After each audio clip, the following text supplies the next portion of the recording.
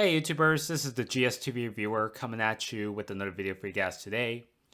So this is going to be another edition of the GSTV podcast series. So I'm going to be discussing about a number of topics related to the world of television, particularly some topics concerning about the anticipated Arrowverse crossover event with Crisis on Infinite Earths, and as well as some announcements regarding about So Weird being on Disney Plus, the return of Austin St. John, who some Power Ranger fans may remember him as Jason, the original Red Ranger, and as well as some quick thoughts on the 15th and final season of Supernatural.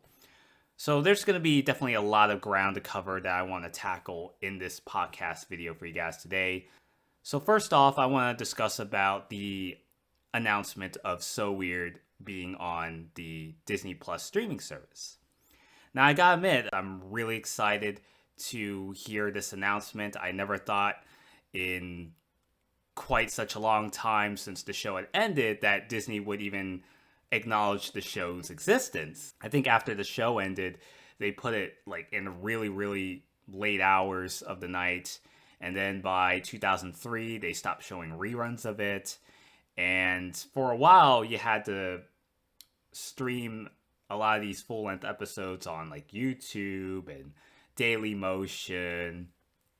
And for the longest time, you had all these fans of that particular series coming up with these petitions to get Disney to release the show to a public domain.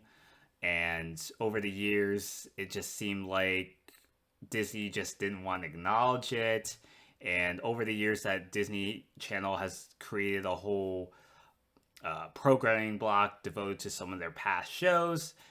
They never seem to want to even air the show in some way, shape, or form, because it was always, some of the more recent Disney Channel shows that had already ended at that point, like a Hannah Montana, Sweet Life, or That's So Raven, even Stevens. But it was never this show that was ever being acknowledged or ever being re-aired after being taken off the air back in the early 2000s. It really means a lot to us, especially for some fans that have been still talking about this show to this very day, including yours truly. Just to hear that announcement, especially from the creator of the show, being John Cooksey, actually acknowledging or confirming the announcement that So Weird would be on the upcoming Disney Plus streaming service. And I was just like, oh my goodness. It's like, yes. It's like, finally. It's like over a decade of all these fan petitions. And, we're finally getting that opportunity to see the show being exposed to younger viewers, especially those that didn't grow up on the series, that probably weren't even alive when the series was airing. And for a show that only came out like 20 years ago, hard to believe. And now finally it's coming to light. A fan in me just really feels like, that finally this show's gonna get viewers to get hooked into this series, to get people to discover this show that came out all those years ago, and potentially really be intrigued by some of the mythos that the series had endured throughout the years, some of the mythos that the show created, for that matter. And what's so weird, you had this lead protagonist who was very fascinated by the paranormal, and she's willing to investigate it. And there's also a little arc that comes along the way where Fee starts to discover about the circumstances surrounding her father's untimely death. Throughout the course of the first two seasons, we get to learn a little more about what happened, and continuing to still have Fee, along with her family members, traveling all across the nation and discovering about all these unusual superstition that occurs throughout everywhere they go. And that's kind of one of the things that I really enjoyed about So Weird. And you wouldn't really get that with a lot of Disney Channel shows that came after it, where a lot of Disney Channel shows are more catered to, like, the simplified multi-camera sitcom. But what's So Weird, and as well as some of the earlier Disney Channel original series, they all kind of felt different and unique from one another. And, what's so weird, it was a single camera show, and it wasn't like, like a sitcom or like a show that had to deal with like cartoony antics like Even Stevens or Lizzie McGuire. I mean, as great as those shows were, but for all the headlines that the two shows get, but when you get to something like So Weird, it's like in a like night and day if you compare something like So Weird to those shows that a lot of folks are more familiar with. Now that So Weird's being released on the Disney Plus streaming service, I mean, this is also going to be a great opportunity to get some viewers really hooked into the show, and even maybe some folks that grew up with the show that maybe have forgotten about it over time. Going in 20 years later, there are still folks that still talk about this show. And I honestly could say I'm just very flattered, and maybe give this an opportunity to also have some of my friends and some of my folks that I haven't really spoken with in a long time to, sit back and, rediscover a show from our childhood and, enjoy the ride overall. So I would say, I mean, this announcement just shocked me, and it's quite a miracle. John Cooksey, who created the show, made that announcement that the show would be on the streaming service, and there was actually a little bit of a clue and higher speculation that when he received the residuals that this could have be this could be it, that we're finally going to get this show to be released to the public domain. Hopefully we would see some sort of physical media release down the road. I'm hoping that this eventually leads to that. Maybe some reruns on Disney Channel once again, as much of a long shot it is. I mean, especially since this show was like 20 years old, so maybe some of the aspects of the show may seem outdated, especially with the fact that when So Weird came out, this was during the early rise of, AOL. I mean, back then you had like chat rooms, message forums, and you had to deal with like internet dial-up. Like this was during like the AOL era of computer technology. So just to see So Weird, like especially in this day and age, may seem outdated to some, but the story really is what helps drive the show overall. And and just to see how far we've come in technology, especially in this day and age of like social media, like Facebook and Twitter and Instagram and, YouTube and, list goes on and on. So I'm really glad to see, or at least to hear the announcement. Hopefully I do get Disney Plus eventually. I may not get it right away, but it's definitely very interesting, especially looking up at the list. I'll likely post it down the description box below for y'all guys to see. And So Weird was included in that particular list of shows and movies that would be featured on the Disney Plus streaming service when it launches. Definitely really looking forward to it. Yeah, so this is definitely some really good news for us folks that still talk about the show to this very day, and hopefully it gets other viewers to discover the show, as well as folks that did grow up on the show that may have forgotten it over time. So maybe to rediscover something from their childhood that they may not have reminisced in quite a long time. I guess that's really all I have to say about my opinion or just general thoughts on this shocking announcement. Hopefully they do release other content down the road, which I'm sure they will. Maybe a couple other Disney Channel shows like The Famous Jackson and maybe The Jersey. I know The Jersey is probably the most obscure out of the bunch. Lizzie McGuire is getting its sequel from the original series, I should say. And I think the original series also going to be on there. I'm definitely really excited about this, and just to see potentially see the show being rendered in some really good quality, as opposed to the grainy VHS quality that you would see like with these folks that recorded it through a VHS cassette. Because back then, you didn't have DVRs, and DVDs were still very new at the time. and VHS tapes were, still around. So you had to like record it manually, and you had to keep an eye on the tape before it runs out. So you had to make sure that you had to check on the length of the tape before it runs out. Otherwise, like it may like cut off. I've heard folks say it's going to be in HD. I'm not sure exactly if that's going to be the case. Hopefully it's not in letterbox. I mean, I'm not going to necessarily make a big deal about it, but I know either way it's going to be in some really good quality. I know Halloween's coming up next month, so if Disney Channel really wanted to, they would start showing reruns of that series again. And I know it's been 16 years. Most of today's generation of viewers that watch Disney Channel now might have no idea what this show is, and how different it is compared to some of the usual Disney Channel fare that they're more familiar with. It's a long shot, but if they do like a bit of like a nostalgia block like they did with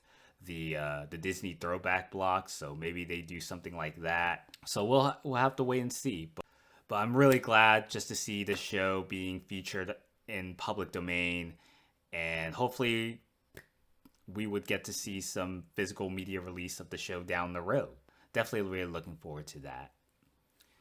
Now I'm going to actually move on to the Crisis on Infinite Earths, which is the upcoming Arrowverse crossover event. This will actually be the final crossover event at this stature, because for over half a decade or so, we've had the annual crossover events with all these shows within the Arrowverse, which consist of obviously Arrow, Flash, Supergirl, Legends of Tomorrow, and the upcoming series Batwoman. Just to see all these shows doing this massive crossover in kind of like a TV version of what Marvel is to the Avengers with Avengers Endgame that came out earlier this year. But here with the DC universe, we're kind of getting that on primetime television. This is actually going to be the final, I believe, the final crossover of this caliber, where the stakes are being raised, and all these characters from these respective series are all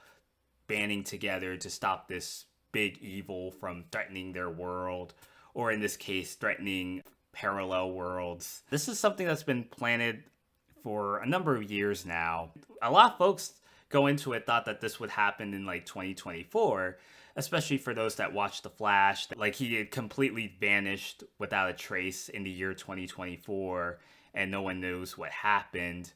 So over the course of the 5 to 6 seasons, the course of the timeline had been altered, and now what turned out to be Barry's death in 2024 has been pushed a lot earlier, 5 years prior, to 2019 instead. So it's kind of gotten to a point where one of the main characters may potentially die.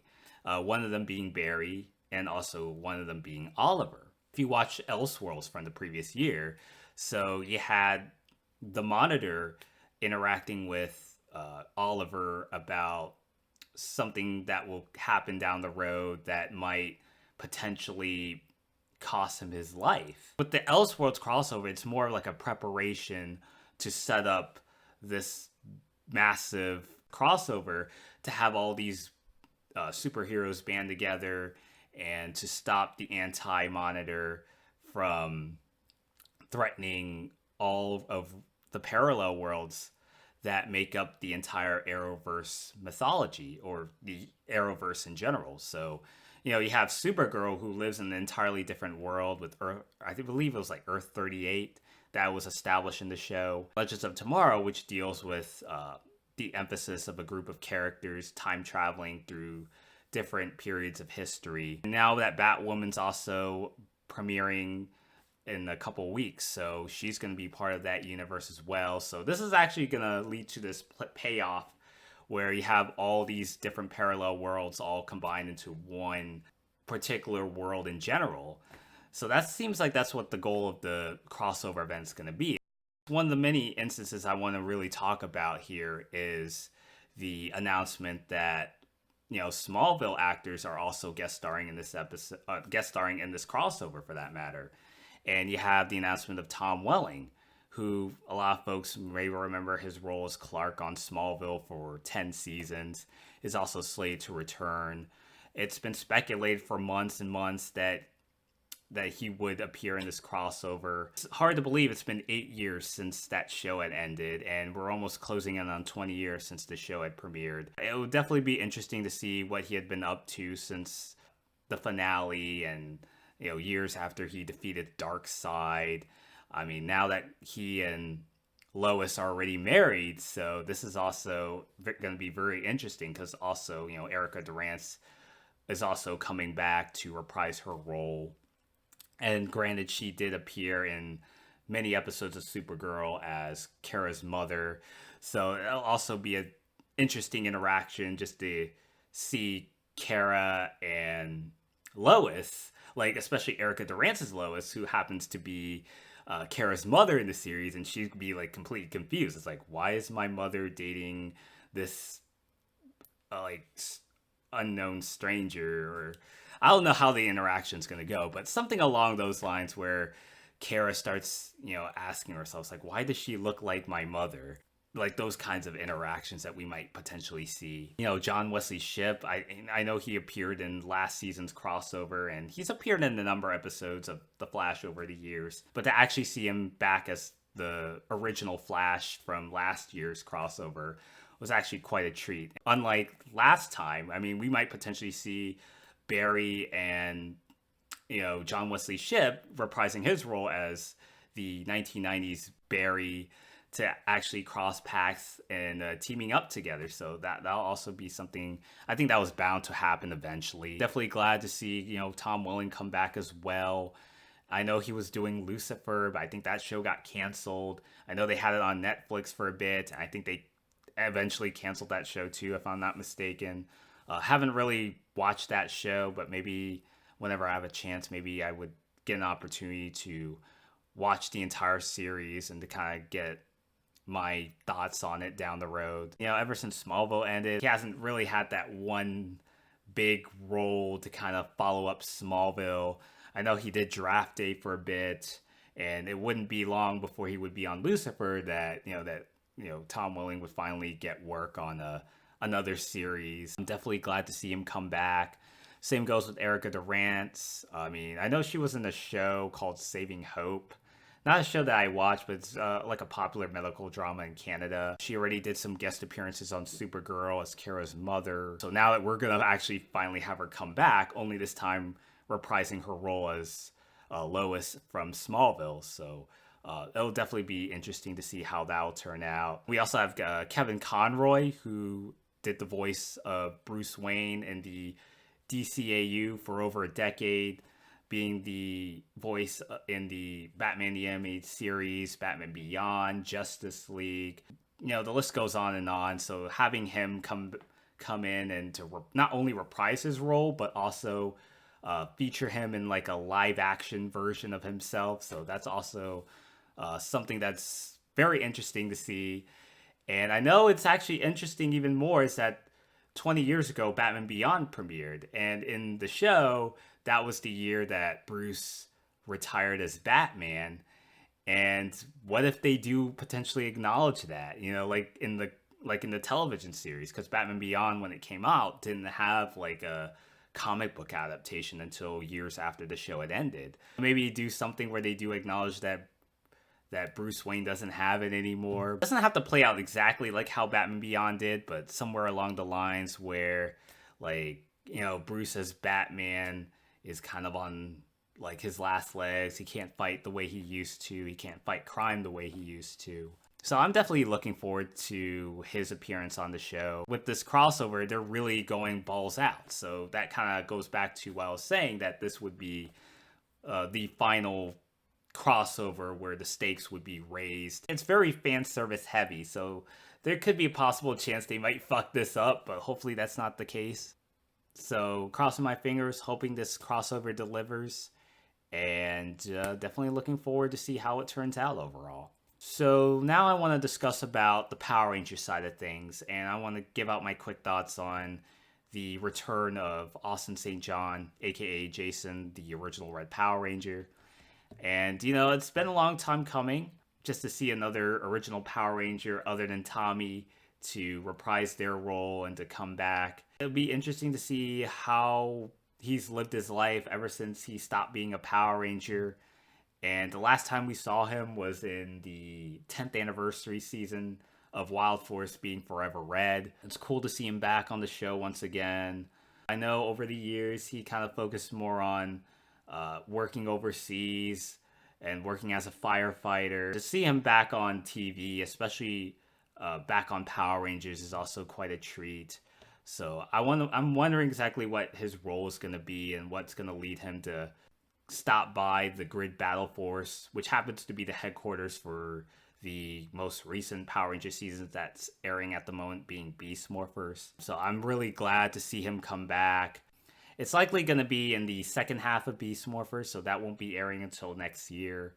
I'm not sure exactly if they're going to have him come back as the original Red Power Ranger or the Gold Ranger. Either way, I mean, I'm glad that he's back, but I know from a storyline standpoint, it wouldn't make sense to have him come back as the Gold Ranger, considering that he had transferred his powers over to Trey. And Trey was the original Gold Zeo Power Ranger. Ideally, they'll have him come back as his iconic Red Ranger outfit. I'm definitely really glad to see him return. How he'll interact with the current team of Power Rangers is also something that's yet to be seen. I know he and the Red Ranger of Beast Morphers had a confrontation, and he seems like he knows who Jason is, so I'm wondering how exactly he knows about Jason and his history as a Power Ranger. Maybe they looked up his database profile.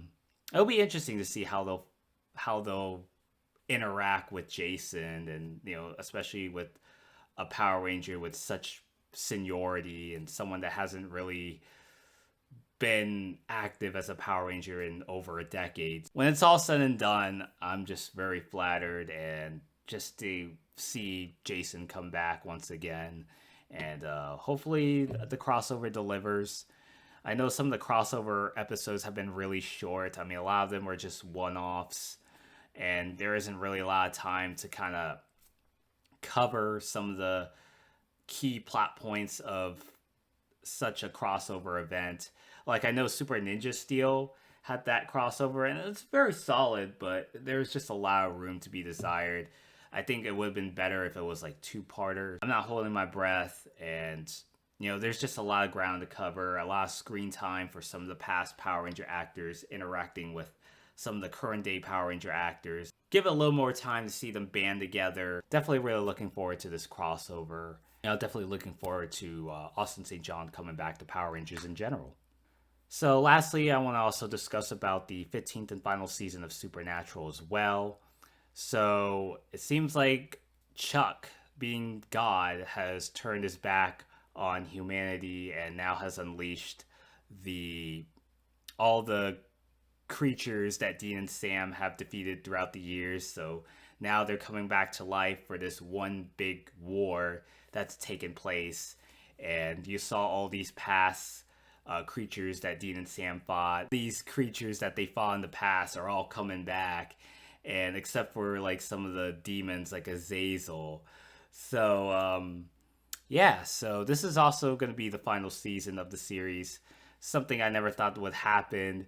Maybe not for a couple years, but it's actually happening. It was announced earlier this year that the 15th season of Supernatural would be its last.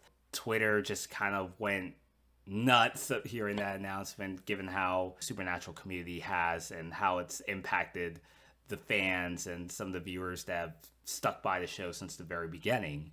So yeah, this is also very, like, the stakes are being raised, and they're really going to go all out on this. Even though I haven't really followed Supernatural a lot, but it seems like this time, especially with the trailer, so I'm definitely going to be interested to see, like, watching this show on a consistent basis.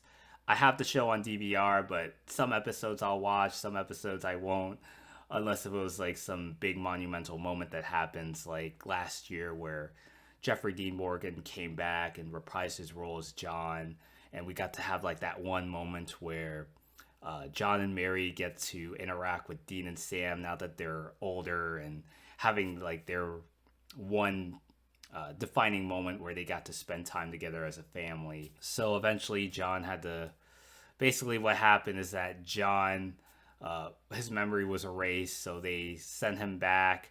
He ended up traveling into the present day, and with Mary, she got revived a couple seasons prior, and so they revived her, and now both of them are deceased, and now Dean and Sam, and along with Castiel, are kind of battling all these demons, all these creatures that they fought in the past. I'm not sure how exactly Amara is taking this, because Chuck and Amara seem to be on quite a good terms, especially in the 11th season, and given their kinship towards one another. And now Amara, formerly being the darkness, being the main villain in season 11, turning to the side of good towards the end of that season. Very rarely in Supernatural would you see a villain end up turning over a new leaf. And now that we're kind of getting that with Amara, and now we're kind of getting to a point now, exactly how is she going to cope with this? And, is she going to fight alongside with Dean and Sam and Cass? And, what's the fate of Jack? Because, I'm pretty sure Jack is still surviving. So how is this all going to turn out? I mean, they can't kill Chuck, because being that he's God, so once God is destroyed, then the whole universe is destroyed with it. Dean and Sam are kind of coming through like an obstacle that they have to overcome. Chuck being the former prophet that was responsible for chronicling the lives of Dean and Sam and their journeys together, and and chronicling all the battles, all the trials and tribulation that they've gone through, and being the guy that wrote all these stories about Dean and Sam, and now he's basically turned his back on them, and he kind of feels betrayed, alienated, and now everything's kind of culminating into this one big war, is to kind of decide on the fate of the world. For all the times Dean and Sam keep dying and dying and dying, only to be brought back alive countless times. I mean, next time around, they won't be so lucky, because they'll likely stay dead. I think this is also going to be quite an interesting take to see how the journey with Dean, Sam, and eventually Castiel tossed in the mix, how they're going to cope with everything that's surrounded them, and witnessing all these deaths happening all over again by the same demons and other creatures that they fought in the past. Now they're brought back to life, and everything that they've achieved throughout the years is also going to get nullified. So I'm definitely looking forward to this, to actually watch these episodes, even DVR it, and just to see like how we get to where we are, and how all the events that will transpire throughout season 15 will lead us into like that last ever battle. It's interesting that Supernatural was supposed to end almost 10 years ago, with Sam getting trapped in hell along with Adam being possessed under Michael, and Sam being possessed by Lucifer. So they had to go to hell and sacrifice themselves to save the world. And then Dean basically living a normal life. That eventually got debunked, and and then they basically continued the story from there. Sam got released from hell, but lost his soul in the process. Definitely really looking forward to the last season of Supernatural, and see how everything kind of gets wrapped up. I mean, does Dean and Sam live? Do they die? So that's really my thoughts on the 15th and final season of Supernatural, and just to kind of give out my thoughts on the final season in general. There's probably a lot more that I want to tackle, but so far my mind's a blur at the moment. But I feel like I pretty much discussed what I needed to discuss about that show, and basically everything I really wanted to cover in this podcast series for you guys today. So thank you all guys for watching. Hopefully you enjoyed the ride. Hopefully I got my points across. So thank you all guys for sticking around if you have done so. Take care, and until next time, this is the GSTV Reviewer signing out.